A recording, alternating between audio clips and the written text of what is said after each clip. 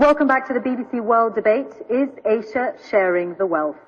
I'm Michelle Hussain, and we're here at the World Economic Forum in Jakarta to explore the evidence on whether inequalities in Asia are growing as the region as a whole gets richer. With me are the Prime Minister of Thailand, the Trade Minister of Indonesia, Congressman Walden Bello from the Philippines, and Prashant Ruya, Chief Executive of India's SR Group. I'd like to bring in more questions from the audience. Yeni Wahid, Indonesian activist and politician. If we could get the microphone to Yeni. Thank you. I think all of the panelists agree that there's the problem with the rising inequality in the society. And I have a specific question to ask Mrs. Maripangestu with regards to the situation in Indonesia. The trade is very much a major contributor to the Indonesian economy. And we have a situation in which we have very much depended upon the export of raw materials instead of companies giving more value-added goods to society.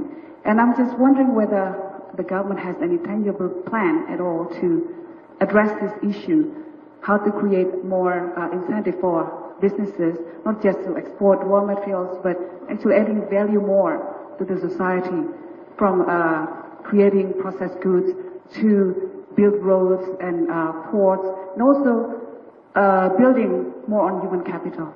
Thank you. So has Indonesia been too reliant on its resources for its economic success? Thank you for the question. Obviously, the resources boom, which actually a lot of them are off Java, have benefited the population in that community. But everybody also recognizes that we must increase the value added of the natural resources. So we have a number of specific policies on this. The new minerals law actually mandates that by 2014 we have to have increased value added. And also another debate is, if you have produced gas, you should also be providing gas and coal domestically, not just exported. Second, we have a number of fiscal policies to increase the incentive for you to increase value added. For instance, cocoa beans, let's process it into cocoa butter and so on, because that increases job creation. So for trade purposes, I think what you need to do is to create more jobs through more processing and more value added, including the services that go with it. And the whole value chain of the job creation is what matters at the end of the day. So we will be pushing this policy forward, including also in the manufacturing sector. I'd like to focus the next part of the discussion on looking at what the signals are in terms of people's attitudes to inequality, changing perceptions. And I'm interested to hear from all of you about whether you feel people are more aware today of the inequalities, more demanding perhaps. Walden, you've worked as an activist for many years before entering Parliament. Is it easier to make people more aware of their rights today than it was when you first began? Yes, I think throughout the population, from the upper class to the lower classes, there's a great deal of consciousness about inequality. There's more demands for it to be, it's no longer that tolerated. And so I think there's also a very high degree of consciousness about corruption at this point in time. And so I would say that you have a situation whereby there's a great deal that's being expected from governments at this point in time. And they have to deliver in terms of reducing inequality and eliminating corruption. Those are just two things that are there at this point in time. At the same time, the one thing that I think there has to be more of is a sense that economic policies do matter.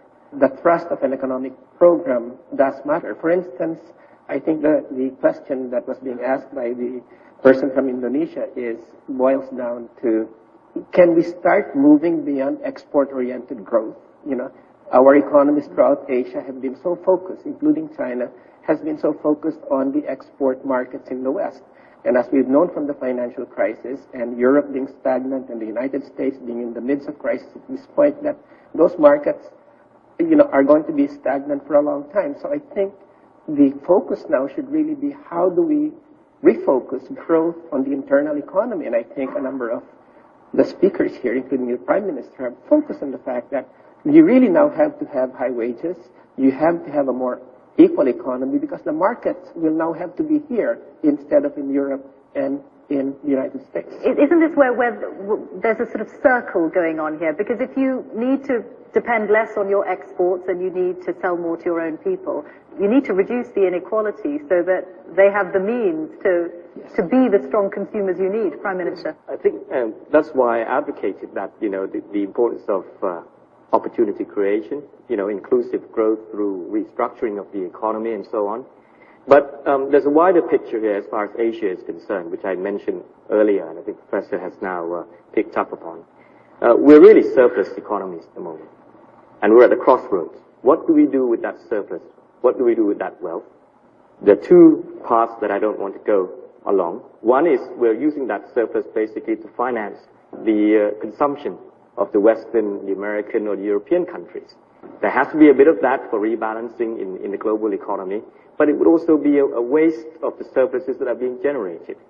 Secondly, we should be careful that that surplus is not used simply to encourage consumption within the economies. If you do that, then it's likely to go to the well-to-do, the richer parts of the economy. What we'd like to see is that surplus is now used for two things. First, it should be used to invest in infrastructure.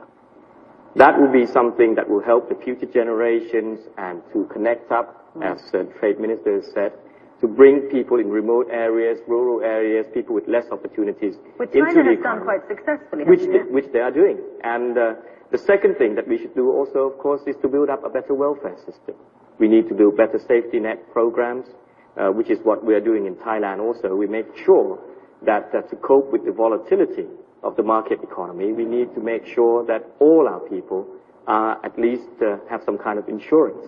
And that's an interesting shift, and I wonder, Prashant Roya, whether you think people expect that kind of safety net now, because that's quite a big shift from the idea that you look after yourself or your family looks after you to thinking that actually the state owes you something. Yes, I think, but just to come on to the earlier point first, I think India is a fairly good example for growth which is based off internal consumption and internal demand.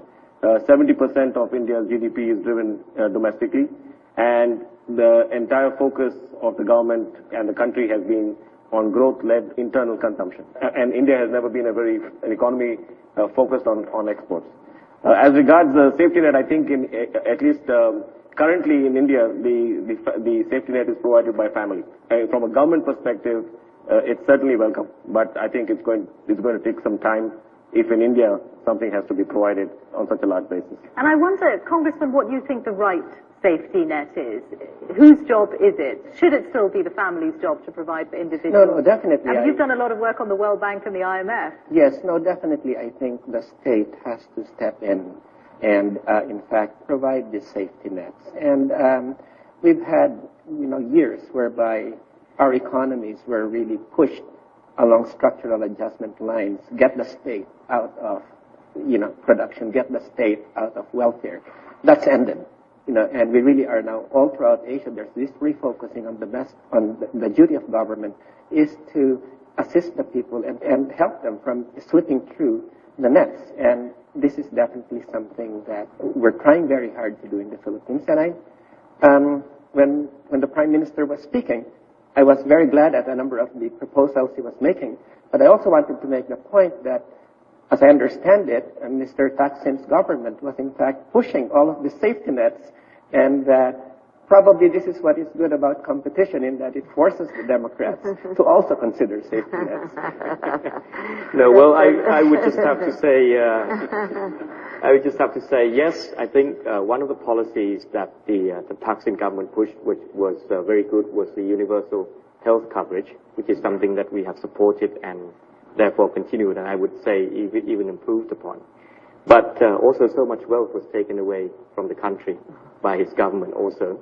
And he didn't actually encourage a kind of sustained model of building up a welfare system. Too much was on the populist handouts. And our approach, and I would add this as a qualification to when you say who should be building up the welfare system, it shouldn't be solely the state. And I think it shouldn't be solely the state. I think we should tap into the culture of